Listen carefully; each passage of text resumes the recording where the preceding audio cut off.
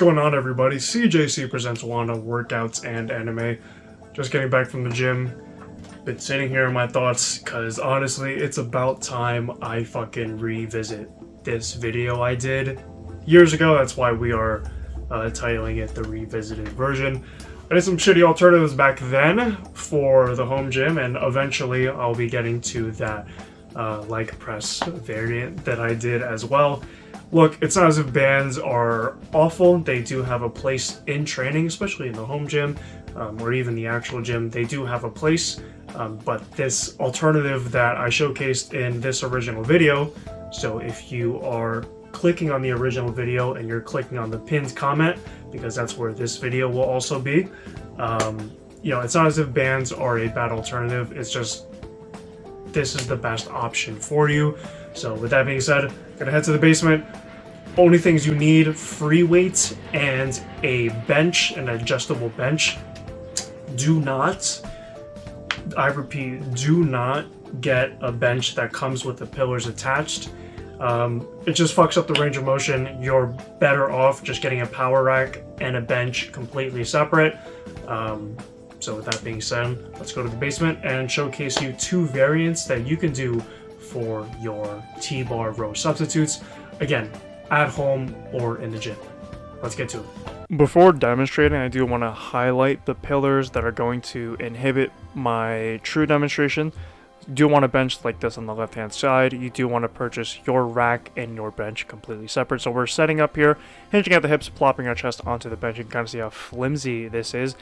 And we are simply just rowing the weight up. I'm doing a bit of a Helms row variation just because of the pillars that are in the way. I am showcasing examples of what it would look like without the pillars via Bald Omni-Man, one of my favorite fitness YouTubers.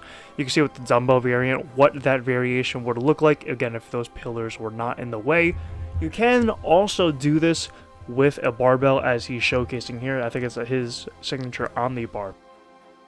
But another key tip that you don't want to completely lie on the bench just because it's going to inhibit your breathing.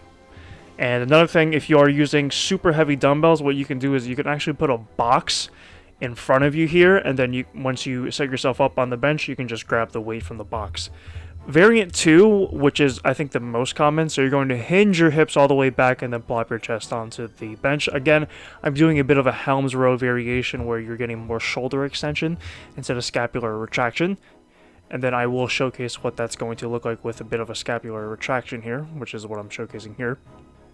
And then you're just rowing it up. Again, I am a bit inhibited just because of the pillars that are in the way. You can get more range of motion, again, if you want to look back at what that looks like. And this is a second variation, second angle, what I'm showcasing here, to where you target a bit different of your back. So you want more lats, you're going to keep your elbows more neutral, more to your side. That's going to create that lat bias.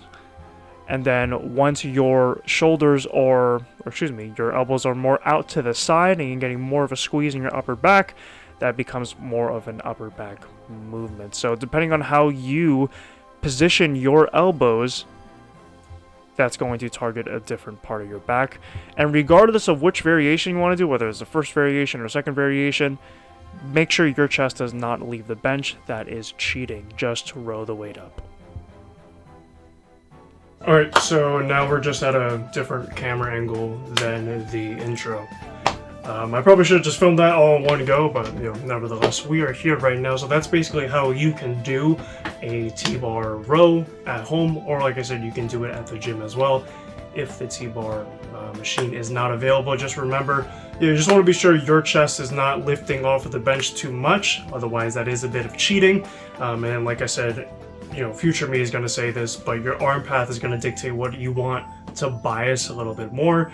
If you want more lats, your elbows are going to be tucked in. If you want more of that upper back, you know, flare your elbows out a little more.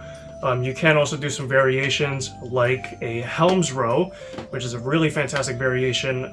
If you do have a bench like I do in the basement, it's going to be fairly difficult to set that up.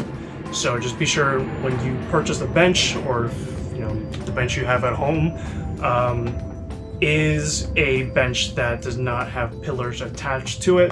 Like I said, just be sure your power rack and your bench are completely separate. leave your thoughts down in the comment section below. This is going to be a fairly quick video, depending on how long the voiceover takes, of course. Yeah, so my next revisited video, we're going to revisit how to actually do a leg press at home, if we can even do that at all. So, with that being said, see you in the comment section below. I will see you next Friday for the fitness part, but of course tune in Mondays to, you know, One Piece and of course One Piece Gaming. So with that being said, see you in the comment section below and in the next video.